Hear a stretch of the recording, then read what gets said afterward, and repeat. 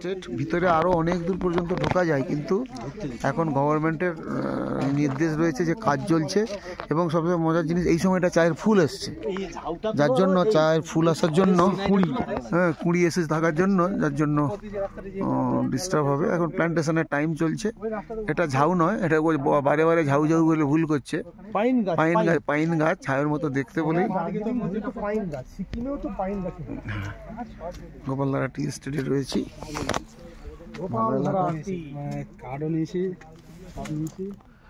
আচার আছে দেখো, এখানে ভালো আচার কি আছে দেখো, আচার দেখো এখানে, পিকলস টেস্ট ভালো।